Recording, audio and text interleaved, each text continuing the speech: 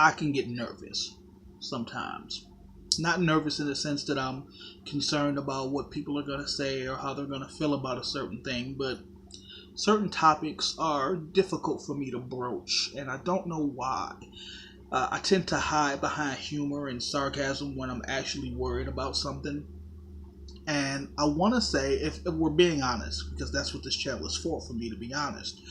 If we're going to be honest, I've done this video half a dozen times, and for whatever reason, I didn't like the way it turned out, or I didn't like the way I broached the subject, so I would stop and do it over. Like, I must have 20, 30 retakes on my phone right now.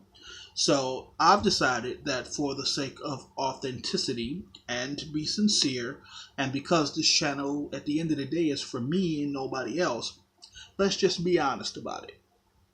I was sitting in the living room. I was playing video games on my computer. And typically when Asia and I are together, we'll listen to Pandora together, and we've got specific stations that we listen to together. But when it's just me, I tend to fall back into like my old classics. Like I'm a big New Edition fan, so I'll listen to like the New Edition channel, and you'll get stuff like Jagged Edge or just similar artists to New Edition.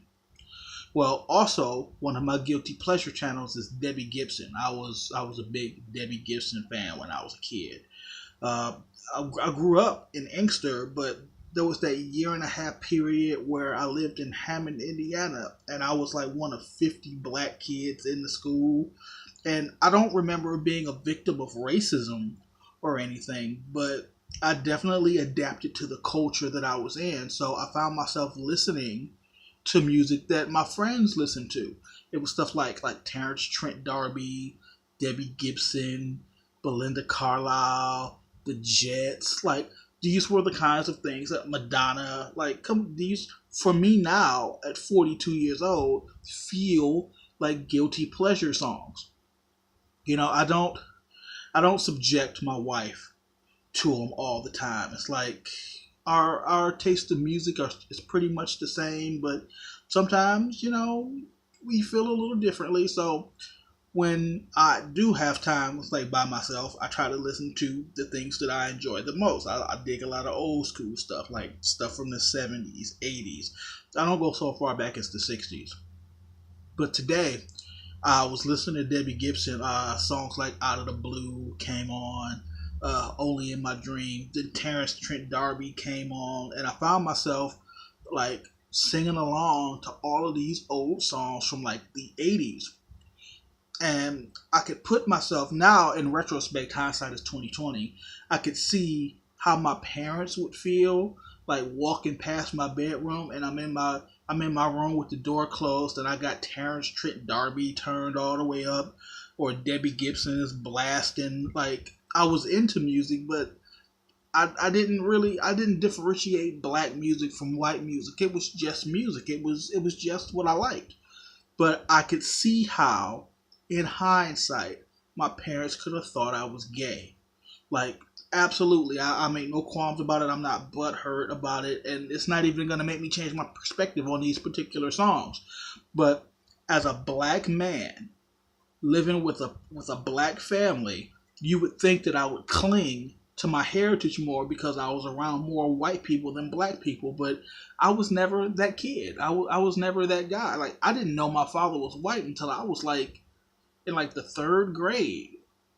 There was a parent-teacher conference, and somebody came to me and was like, "How's your daddy white and your mama black?" I was like, "What do you mean? What's the difference?" You understand, this was the early 80s, and this was probably a time when racism was a big deal, but I'd never experienced any of it, so I had no frame of reference.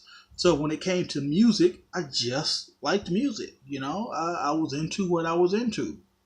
And honestly, there were also a couple of other telltale signs that my parents could have been concerned about me.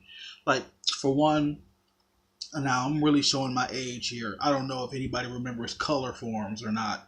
It was like a flat surface, kind of like just not quite like this, but it was a flat surface, and it was little stickers that you could put on that like you could change them around to make them do certain things. It was the 80s, okay? And this is what we had for toys. I had a little sister, and she was like into like the My Little Ponies and the Barbie color forms. So I found myself playing with the My Little Pony and Barbie color forms with my sister. Like, I didn't have a whole bunch of friends, so it was just kind of me and my sister hanging out and playing. So when she played with the color forms, I played with the color forms. Like, we would take turns on what we wanted to watch on TV, but you know, when she was watching Rainbow Bright, I would sit down and watch Rainbow Bright, and I enjoyed it.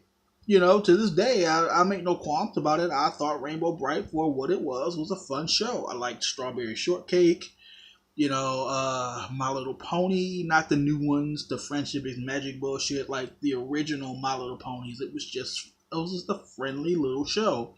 But now I can look back and say, between the color forms and the My Little Ponies, and then later on listening to Terrence Trent D'Arby, and then once I got to high school, all I really hung around with were females. I could see how my parents could jump to the conclusion that I was gay. And I don't know. I mean, look. Let's be perfectly clear. I am not gay. I am a heterosexual man. I enjoy vagina. Like, not that there wouldn't be anything wrong with being gay. I don't get down with the PC culture and like, oh, you're appropriating gay. No, I'm not a cisgendered anything. I'm a straight man. I enjoy heterosexual sex with my wife. But I also like Terrence Trent D'Arby. I also like Debbie Gibson. I also had a crush on Penny from Inspector Gadget when I was a kid. I liked My Little Pony. You know, I like pop music. Like, but at the time, not seeing me around a bunch of dudes and not seeing me like do things that like most guys my age were doing, it was easy for my parents to jump to that conclusion. Now, I can say with all honesty that my father never came to me and asked me about it. My mother never said anything about it. I'm never even led to believe that they even, you know, were having conversations behind my back about it. But I could see how if they were looking for it, it would be really easy to confuse me with a gay dude when I was a kid. I liked what I liked. You know, if I saw something that I enjoyed, I didn't care if it was predominantly male or predominantly female. I just liked it. I liked Debbie Gibson. I had a crush on Melissa Milano. I used to buy Bop magazine. Now I'm really sure. I remember Bop magazine, and it was always like Alyssa Milano's on the cover, or Debbie Gibson. I keep bringing that one up because it's the only one that really pops to mind. Madonna was a big thing, Like a Virgin. Um, what was that? It was this Dance Fever. I like Dance Fever, and that shit was disco. Like, but I enjoyed the music for what it was. Like, I liked the Bee Gees. You know, as my taste in music has always been whatever catches my attention, whatever has a beat, whatever I'm into, whether that was pop or rock or country or R&B. Like, I like, there are some heavy metal songs that I like. I mean, I don't know if technically Papa Roach is heavy metal, but you know, there are some Papa Roach songs that I like. You know, I think it's called Power Man or something. I like Let the Bodies Hit the Floor. Like, I like what I like, and I don't make any qualms about it. But I will say that when Asia's home, we typically listen to more R&B. We typically listen to, like, you know, Hobson or Joyner Lucas or just somewhere in that genre. But there's still part of me that still likes Debbie Gibson. There's still part of me that likes Wishing Well. Wishing on, wishing well. I'm not gonna sing because I'll embarrass myself.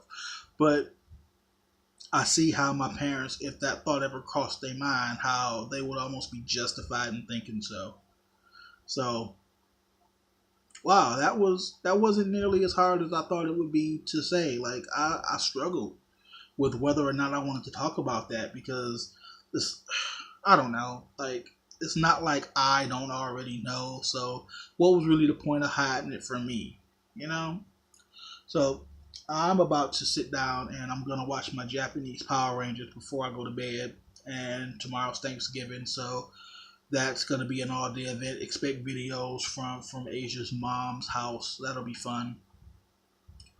That's it. I'm gonna go relax. You know what? I'm gonna make a ham sandwich first. I feel like a ham sandwich. That'll be good.